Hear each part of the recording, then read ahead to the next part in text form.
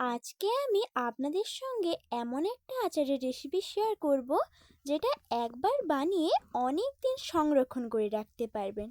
আর এটা বানানো খুবই ইজি।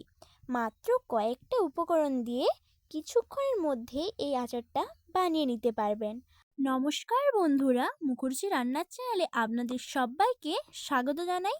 এই আচারের রেসিপিটা তৈরি করার জন্য আমি এখানে 1 কেজি আম নিয়ে নিয়েছি। প্রথমে আমের খোসাটাকে ছাড়িয়ে নিয়েছি।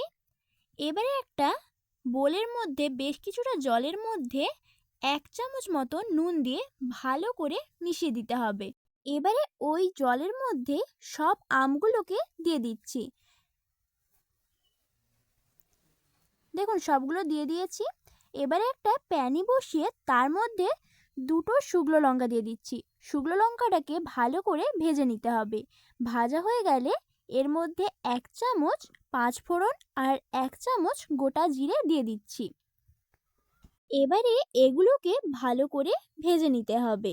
আর এই সময় গ্যাসটাকে একদম মিডিয়াম ফ্লেমে রাখতে হবে। লঙ্কাটা একটু ভাজা হয়ে যাওয়ার পর পাঁচফোড়ন আর জিরেটা দিতে হবে, না হলে চুঁয়ে যেতে পারে। এটা ভাজা হয়ে গেলে মিক্সিতে গুঁড়ো করে নিতে হবে। এবারে একটা বোল নিয়ে নিয়েছি। বোলের মধ্যে একটা গ্রেটার নিয়ে সব আমগুলোকে গ্রেট করে নিচ্ছি। এইভাবে লম্বা লম্বা করে গ্রেট করে নিতে হবে। আপনারা চাইলে এটা বটিয়েও কেটে নিতে পারেন, তবে গ্রেট করে নিলে একটু সুবিধা হয়। দেখুন, একই রকমভাবে সবগুলোকে গ্রেট করে নিচ্ছি। দেখুন, সবগুলো গ্রেট করা হয়ে গিয়েছে। এবারে একটা কড়া বসিয়ে তার মধ্যে মেজারিং কাপ মেপে 1 কাপ চিনি দিয়ে দিচ্ছি। চিনিটা আপনারা বাড়িয়ে কমিয়ে নিতে পারেন। এবারে ওই চিনির মধ্যে খুবই অল্প পরিমাণে একটু জল দিয়ে দিলাম। তারপরে গ্যাসটাকে মিডিয়াম ফ্লেমে রেখে চিনিটাকে নাড়িয়ে চাড়িয়ে মিলিয়ে নিতে হবে। দেখুন, চিনিটা ভালোভাবে মিলে গিয়েছে। এবারে যে আমটাকে গ্রেট করে রেখেছিলাম ওই আমটাকেও এখানে দিয়ে দিচ্ছি। সব আমগুলোকেই দিয়ে দিতে হবে। আমটা যেহেতু গ্রেট করা আছে তাই সেদ্ধ হতে বেশিক্ষণ লাগবে না। দেখুন, আমটাকে চিনির রসের সঙ্গে ভালো করে মিশিয়ে নিচ্ছি। মেশানো হয়ে গেলে এর মধ্যে স্বাদ অনুযায়ী নুন দিয়ে দেব। আর রঙের জন্য 1 চামচ কাশ্মীরি লঙ্কার গুঁড়ো দিয়ে দিচ্ছি। এতে ঝাল হবে না, কিন্তু রঙটা খুব সুন্দর আসবে। এটা আপনারা দিতেও পারেন, না দিতেও পারেন। এবারে কাশ্মীরি লঙ্কার গুঁড়োটাকে ভালো করে আমের সঙ্গে মিশিয়ে নিতে হবে।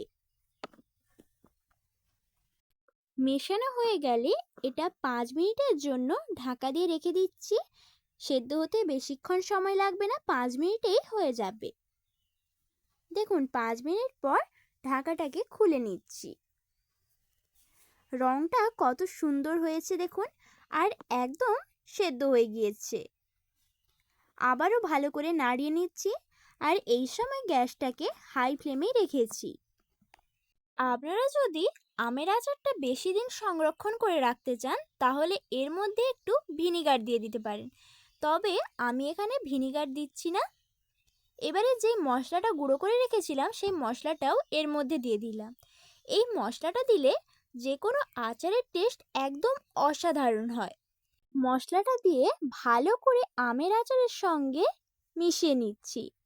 দেখুন, কত সহজেই আচারের রেসিপিটা তৈরি হয়ে গেল, আর কত কম উপকরণ দিয়ে। এইভাবে বেশি করে বানিয়ে অনেক দিন সংরক্ষণ করে রাখতে পারেন। এই রেসিপিটা আপনাদের ভালো লেগে থাকলে লাইক এবং কমেন্ট করার অনুরোধ রইল। আর এই চ্যানেলে নতুন বন্ধু হয়ে থাকলে চ্যানেলটিকে সাবস্ক্রাইব করে রাখবেন। দেখুন, এইভাবে একটা কাঁচের জারের মধ্যে পুরে অনেক দিন সংরক্ষণ করে রাখতে পারেন। ধন্যবাদ পুরো রেসিপিটা শেষ পর্যন্ত দেখার জন্য।